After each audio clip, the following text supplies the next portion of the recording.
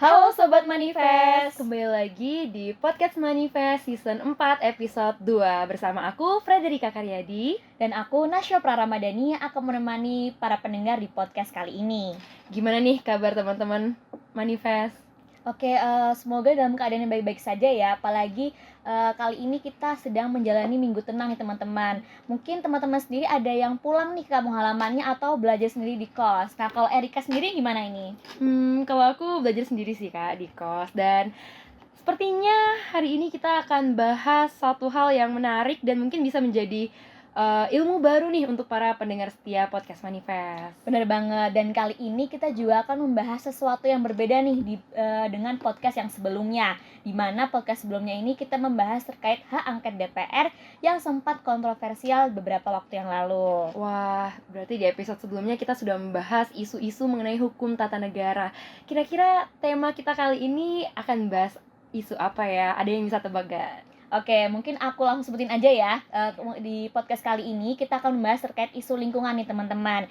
Dimana tema yang kita angkat kali ini yaitu Eco Justice menelusuri jejak hukum perlindungan lingkungan di Indonesia. Wah, menarik juga ya, apalagi untuk teman-teman pencinta lingkungan, terlebih lagi untuk teman-teman mahasiswa Fakultas Hukum yang sedang mengambil mata kuliah Hukum Lingkungan. Betul banget Erika, ditambah kali ini kita bersama nih narasumber yang super duper keren dan juga masih fresh dan cantik gitu ya kelihatannya. Oke, mungkin langsung aja kita sambut nih narasumber kita yaitu Kak Sofa Umratul. Halo Kak Sofa. Hai Rika, hai Nashwa. Apa kabarnya nih Kak? All good. Kalian gimana? Baik-baik. Ya kalau aku baik-baik aja sih Kak, all too well. All too well, 10-minute version. Iya bener. Mungkin dari Kak Sofa boleh memperkenalkan diri nih untuk teman-teman Manifest. Kenalin aku Sofa, boleh dipanggil Ova. Aku kali ini mahasiswa semester 6 dan kebetulan ambil konsentrasi hukum internasional. Jadi I'm a part of Wilstuf. I love bahas banyak isu, baik dari human rights dan juga environmental issue. Oke, nah sebagai teman juga nih teman-teman, Kak Sofa Umratul ini, atau mungkin aku panggil Kak Sofa aja ya Kak. Kak Sofa ini dulunya merupakan staf ahli Kementerian Lingkungan Hidup di EM nih teman-teman, di kepengurusan tahun 2021. Oke, kalau gitu mungkin kita langsung ke pembahasan pertama ya Kak ya.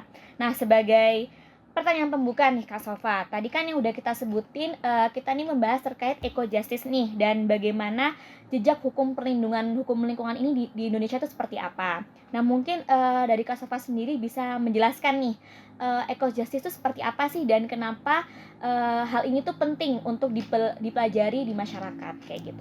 Oke, that's a good question. Eco justice, kalau ngobrolin eco justice sendiri, kita nggak akan bisa lepas dari hukum lingkungan. Kalau hukum lingkungan yang teman-teman tahu mungkin dia seperangkat pengaturan yang mengatur tentang lingkungan baik ada manusia dan seisinya, sumber daya alam dan lain-lain. Nah, kalau eco justice sendiri dia sesuai dengan namanya eco and justice, dia gerakan sosial yang menegakkan lingkungan, menegakkan keadilan lingkungan apabila ada ketidakadilan yang ditemukan. Misal orang-orang pinggiran, orang-orang pinggiran tapi marginal, kemudian atau negara yang terdampak, daerah terdampak, dan mereka susah untuk mengambil atau memperjuangkan haknya. Nah, di situ gerakan sosial yang didukung oleh masyarakat disebut juga sebagai eco justice. And why is it important? Kenapa eco justice important? Karena sumber daya alam dan seisinya, lingkungan ini nggak mungkin dong dikuasai oleh satu orang atau satu pihak atau satu corporate doang, tapi semua orang. Dan kita harus mempertahankan lingkungan kita yang sedemikian rupa, yang baik, agar bisa digunakan di generasi selanjutnya. Dan kalau teman-teman mungkin tahu, United Nations atau PBB juga punya United Nations Development Program. Mereka punya SDGs, Sustainable Development Goals. Nah, di situ ada poin-poin tentang bukan penegakan ya, tapi pengaturan supaya lingkungan ini tetap sustainable. Bisa ditemukan di poin 13 Climate Actions dan juga 15 Life on Land. Oke, kalau misalnya nih aku tadi mendengarkan pemaparan eco justice yang dari Kak Sofa bilang itu, berarti bisa disimpulkan eco justice ini mungkin seperti istilah lainnya dalam bahasa Inggris gitu ya Kak ya, terkait penegakan hukum lingkungan tuh seperti apa dan bagaimana kita menjaga lingkungan ini agar tetap berkelanjutan dan bermanfaat untuk masa depan kayak Betul gitu ya banget. Kak. Oke. Untuk menurut Kak Sofa sendiri, Undang-Undang Nomor 32 Tahun 2009 tentang perlindungan dan pengelolaan lingkungan hidup sudah efektif nggak sih dalam praktiknya di Indonesia? That's a good question, tapi juga tricky juga ya buat aku. Iya. Semoga aku nggak ditangkap habis ini. Aduh. So, kalau ngobrolin Undang-Undang Nomor 32 2009, kita juga harus tahu historisnya. Sebelumnya itu ada UU Nomor 23 tahun UU Nomor 4 tahun 1982, kemudian ada UU 23 tahun 1997, kemudian hadirlah ada UU Nomor 32 tahun 2009, dan kemudian kemarin yang dulu sempat rame 2019 ada UU Ciptaker yang kemudian jadi Perpu Ciptaker. Ini dia ada bahas tentang lingkungan hidup. Kalau ngomongin, oke, kita ambil aja di UU 32 2009 dan Perpu Ciptaker. Udah efektif nggak sih untuk menegakkan lingkungan, menegakkan keadilan lingkungan dan lain sebagainya? Bisa dibilang cukup efektif karena pengaturan yang dibuat udah mencakup gimana pengelolaan limbah, kemudian gimana corporate kalau pengaturan AMDAL, IPAL, OKL dan UPL dan sebagainya. Tapi kalau ngobrolin tentang praktisnya, aku dulu sempat melakukan bukan kerja tapi bantu-bantu di bidang konsultan lingkungan hidup like that. Ada bukan penyelewengan, tapi ada yang berusaha untuk ngakalin gitu di Perpu Ciptaker ini, terutama karena izinnya makin mudah pengurusannya, ada OS dan lain sebagainya. Untuk dibilang gak efektif sebenarnya bukan gak efektif, tapi mungkin agak kurang memberi efek jerak ke beberapa pihak, salah satunya korporat yang ada di Indonesia. Tapi sudah cukup lah ya untuk menanggulangi masalah lingkungan. Dalam tanda kutip ya Kak ya. Cukup menarik nih pembahasan dari Kak Sofa mengenai efektifnya UU Nomor 32 Tahun 2009 ya dalam praktiknya yang Takut banget loh. banyak tanda kutipnya seperti itu. Oke. Mungkin aku langsung lanjut lagi nih follow up question-nya. Kan tadi disebutin ya sebenarnya peraturan dari Undang-Undang 32 tahun 2009 ini sebenarnya sudah cukup efektif, namun hanya dalam implementasinya saja yang kurang gitu ya. Iya. Menurut Kak Sofa sendiri nih, mungkin ada nggak sih peran pemerintah atau lembaga swadaya masyarakat seperti Greenpeace atau Walhi dalam menegakkan hukum lingkungan ini kayak gimana? Menanggapi peraturan tadi yang mungkin ya bisa dibilang cukup efektif lah, kayak gitu Kak. Pertanyaan yang menarik mengenai kolaborasi ya. Iya betul. Tadi udah ada aturannya, kemudian gimana pemerintah, masyarakat, dan NGO. Oke, ngobrolin tentang pemerintah. Tentunya pemerintah punya peran yang besar karena mereka yang aktif bikin public policy, gimana kebijakan-kebijakan tentang lingkungan yang ada di Indonesia, or even gimana nanti kerjasama negara tersebut dengan negara lain dalam penegakan lingkungan hidup, I guess, atau nanti kembali ke akar-akarnya, ke pemerintah daerah, kemudian ke semakin bawah lagi ada kecamatan dan lain sebagainya. Perannya besar kenapa? Dengan mereka bisa serius bikin pengaturan atau kebijakan terkait lingkungan hidup yang ada, nanti akan berdampak juga ke gimana hasil akhir dari penegakan lingkungan or justice ini. Dan mereka juga berperan besar dalam pengawasan. First thing first, pemerintah ya, karena mereka yang mengeluarkan kebijakan atau pengaturan, jadi mereka juga yang seharusnya memegang peran besar di gimana sih subjek-subjek atau objek dari peraturan yang mereka buat ini nanti penegakan hukumnya, atau mungkin ada yang perlu dihukum karena ada pelanggaran terhadap kebijakan itu. Satu, pemerintah. Tapi karena udah rahasia umum ya, kita nggak bisa bergantung ke satu pihak aja, kita nggak bisa bergantung ke pemerintah aja. We have so much problems dalam pemerintahan Indonesia ini. Aku rasa nggak cuma Indonesia, tapi pemerintahan di negara lain dan kebijakannya. Jadi peran LSM, lembaga swadaya masyarakat atau NGO juga berperan besar. Untuk apa? Untuk jadi watchdog, not the watchdog that documentary, tapi untuk membantu mengawas dan kontrol gimana pemerintah dengan kebijakannya udah sejalan nggak, atau justru mereka malah ngejilat udah mereka sendiri. Nah, mereka juga berperan besar seperti tadi eco justice, dia bantu-bantu orang-orang yang marginal, orang-orang pinggiran yang kesulitan untuk memperjuangkan hak-hak lingkungannya. Disitulah peran seperti tadi disebut, ada juga WALHI, kemudian ada yang international NGO, mungkin kita punya Greenpeace, atau dari UN terkait climate change kita punya UNFCCC dan lain sebagainya. Nah, mereka yang bantu masyarakat seharusnya, bukan bantu pemerintah untuk saling, atau bantu corporate dan pihak-pihak yang mau menyeleweng untuk bisa lolos, tapi bantu masyarakat untuk memperjuangkan haknya. Nah, kemudian gimana sih peran masyarakat? Oke, karena masyarakat ini yang kita semua ini hidup di lingkungan tersebut, atau mungkin kita punya bagian-bagian dan terdampak, mungkin rumah teman-teman semua ada yang dekat dengan pabrik, dekat dengan perumahan, dekat dengan daerah yang ada IPAL-nya, atau mungkin dekat dengan hutan sawit dan lain sebagainya. Nah, ketika karena ini kan juga diatur juga di dalam konstitusi kita untuk mendapatkan lingkungan yang layak, yang bersih, and that's part of our human rights, adequate living. Nah, ketika sudah tersentuh hak-hak kita tadi, maka seharusnya rakyat juga nggak apatis, kita harus berisik, kita bergerak untuk memperjuangkan. Mungkin nggak cuma hak-hak kita doang ketika kita merasa dirugikan, tapi orang lain. Nah, dengan kolaborasi antara pemerintah, NGO, kemudian individuals, masyarakat, the people, seharusnya bisa melawan orang-orang yang menyelewengi. Tapi ketika ada salah satu pihak, misal pemerintah, yang juga ikut-ikutan menyelewengi aturan yang ada, atau ikut-ikutan greedy ke lingkungan, seharusnya LSM atau NGO dan the people bisa bekerja sama untuk melawan ketidakadilan tadi. That's the point of eco justice, gerakan sosial.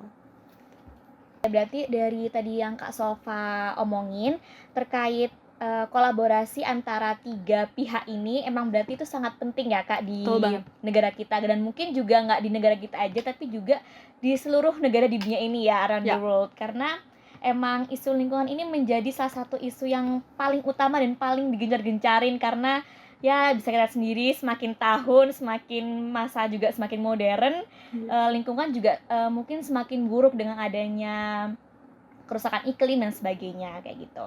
Mungkin langsung aja nih kita next ke pertanyaan selanjutnya. Bener banget.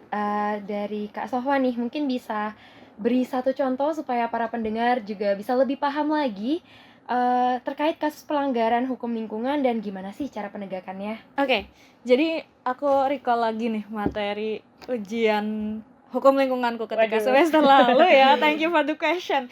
Jadi ada salah satu kasus, mungkin nanti aku izin ngaitin sama case, international case, karena ini berkaitan. Yang pertama tadi kasus di Indonesia nih. Ada dulu itu sempat ramai kasus pencemaran lingkungan oleh petinggi dari PT SIPP Bengkulu. Nah, itu jadi PT itu dia bergerak di pengelolaan crude palm oil atau minyak kelapa sawit.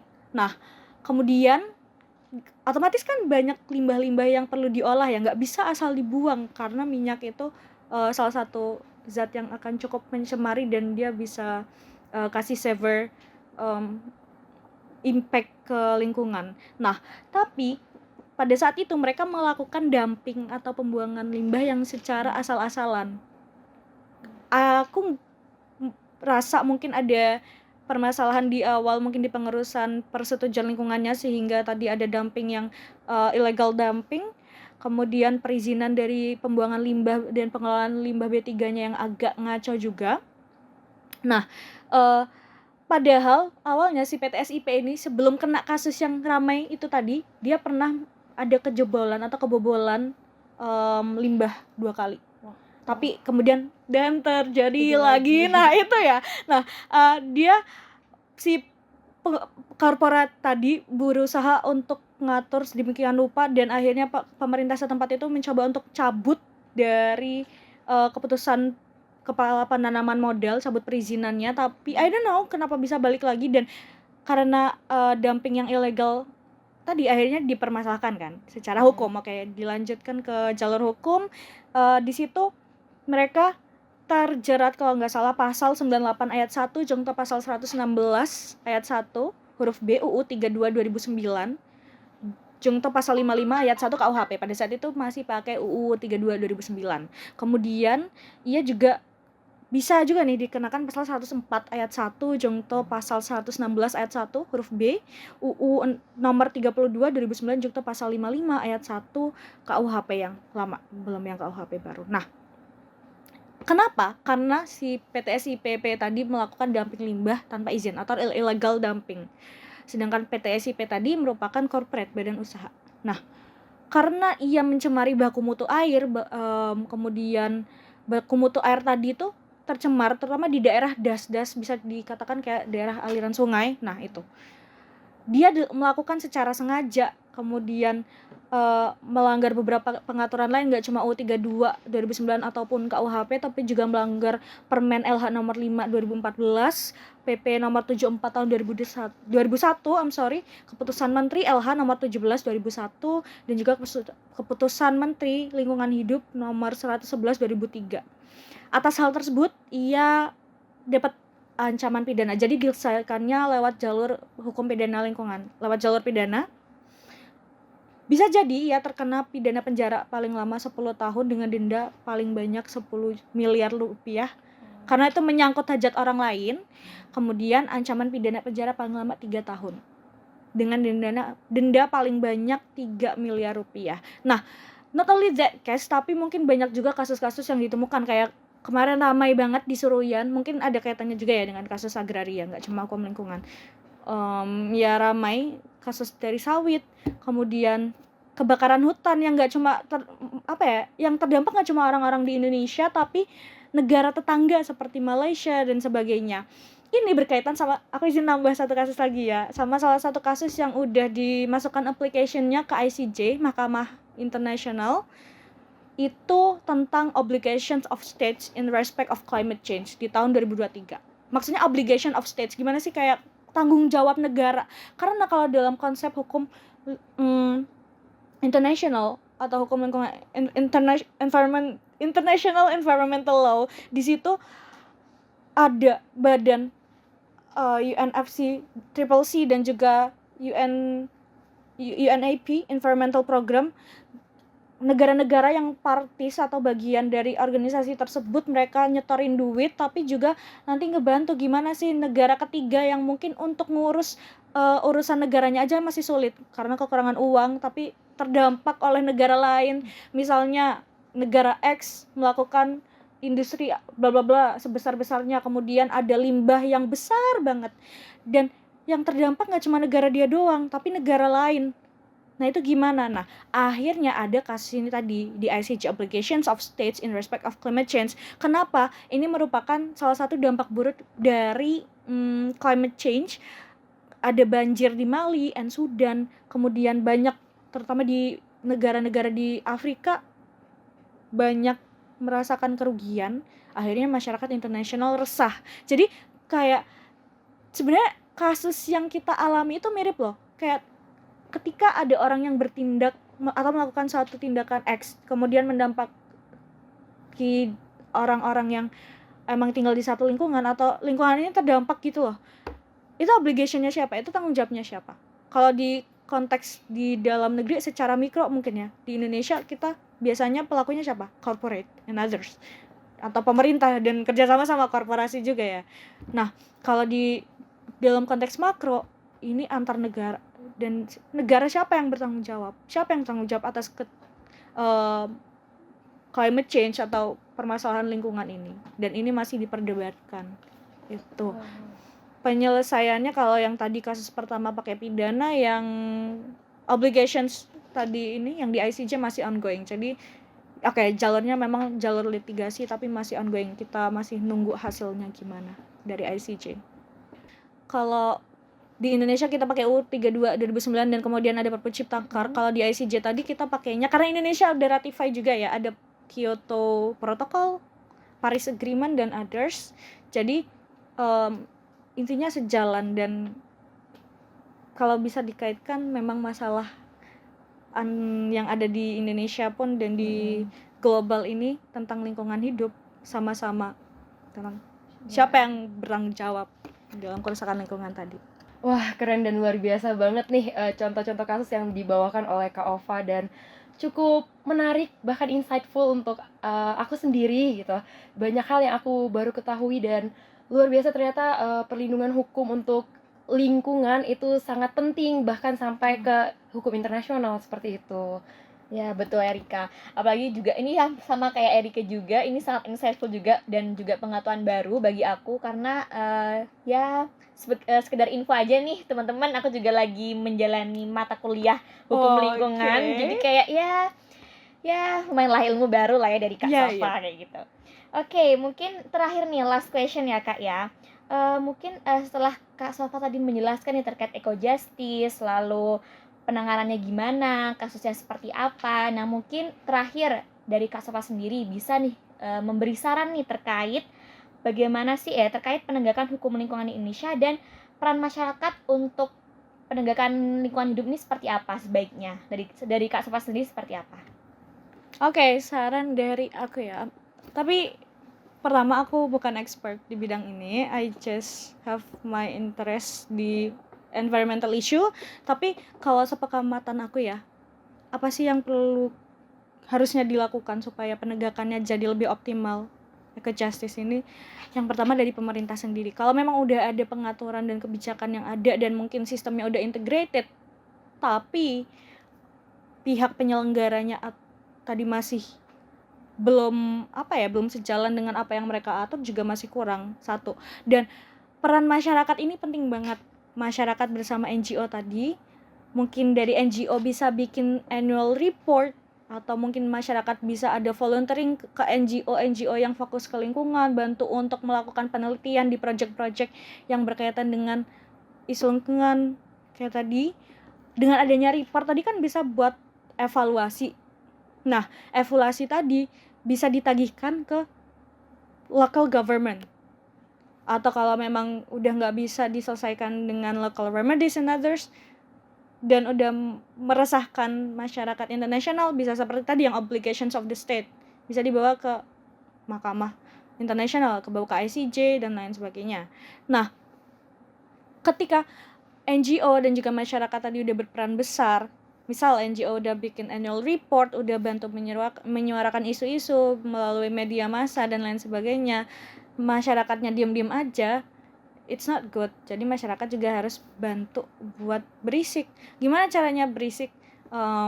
Mungkin bisa dengan sharing awareness lewat sosmed, atau kalau teman-teman yang nantinya kerja di bidang hukum dan mungkin di LBH bisa bantu-bantu di jalur litigasi and others, atau buat para researcher, mereka juga bisa melakukan publikasi melalui riset-riset dan sejenis annual report tadi. Nah, itu sebenarnya udah membantu banget karena kita nggak ngelepas government buat melaksanakan penegakan ini sendirian gitu loh. Kita semua bergerak dan kita semua peduli karena kita semua butuh.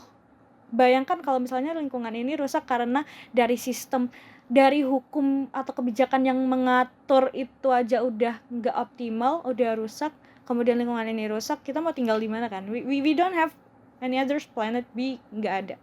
Jadi pemerintah sadar diri dengan apa yang mereka bikin, harus stick on their plan juga. Kita dan bersama NGO atau kita bisa berserikat ya, juga tetap harus gerak dan ngawasin tuh orang-orang yang terlibat di kegiatan-kegiatan yang berkaitan dengan lingkungan ini. And that's why it's called by eco justice. Itu sih dari aku. Oke, benar banget ya Kak Sofa. Apalagi kalau misalnya kita telusuri juga nih, lingkungan nih kan juga tanggung jawab kita bersama gitu ya. Betul banget. Jadi kayak kita sebagai masyarakat juga sebaiknya mungkin harus peduli dan ya jangan acuh lah intinya terhadap lingkungan yang ada di sekitar kita kayak gitu. Oke, kalau gitu di akhir podcast ini mungkin aku akan memberikan sebuah kesimpulan. Jadi terkait pembahasan kita kali ini, eco justice sendiri ini merupakan penegakan hukum lingkungan yang mengatur terkait segala sesuatu yang di sekitar kita gitu, baik itu bumi, air, dan seisinya lah ya, seperti itu. Dan penegakannya seperti apa. Lalu yang kemudian terkait undang-undangnya sendiri, yaitu Undang-Undang Nomor 32 Tahun 2009, undang-undang ini tuh sudah terbilang cukup efektif, namun dalam pelaksanaannya mungkin bisa dibilang tanda kutip belum dilaksanakan secara sempurna gitu ya Kak ya. Dan jika kita melihat peran pemerintah dan juga para NGO dan masyarakat yang itu sangat diperlukan, apalagi pemerintah sebagai pencetus kebijakan itu sendiri dan NGO sebagai watchdog, dan ya kita mengawasi apakah kebijakan pemerintah ini sudah dilaksanakan dengan secara sesuai dengan peraturan yang sudah diberikan atau justru sebaliknya kayak gitu. Dan dilihat juga terkait kasus-kasus yang sudah dipaparkan tadi, mungkin ada 2 kasus yang disebutkan ya, baik itu kasus domestik ataupun kasus internasional. Bisa dilihat ya seperti yang sudah aku bilang tadi, undang-undang di Indonesia ini sebenarnya sudah cukup baik, di mana kasus yang tadi yang pertama di Indonesia terkait kasus pencemaran PT SIPP Bengkulu itu sudah dikenakan sanksi pidana ya Kak ya. Dan yang internasional tadi masih dalam ongoing gitu.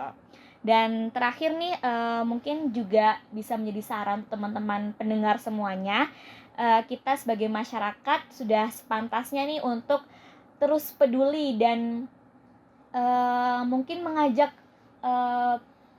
kolaborasi nih antara NGO lainnya untuk terus menegakkan hukum lingkungan yang ada di Indonesia seperti itu. Dan mungkin kita sebagai masyarakat ya bisalah kita mulai dari hal kecil seperti membuat postingan-postingan Instagram, terus story dan lain sebagainya, seperti campaign gitu ya Kak ya. Plus bisa juga jadi individu yang eco living gitu, kayak mungkin ini bukan terkait penegakan hukum lingkungannya, tapi untuk membantu supaya lebih konkret, kayak kita bisa bawa tumbler terus jalan or others gitu, yang jadi nggak cuma berkoar untuk menegakkan hukum lingkungannya atau sambil bantu-bantu, karena kita kan contohnya masih mahasiswa ya udah, tapi kita juga bantu buat aksi secara konkretnya tadi. Iya betul, jadi gak cuma berbicara aja ya teman-teman, tapi kita juga harus ada aksinya gitu. Aksinya tak? Ya betul sekali.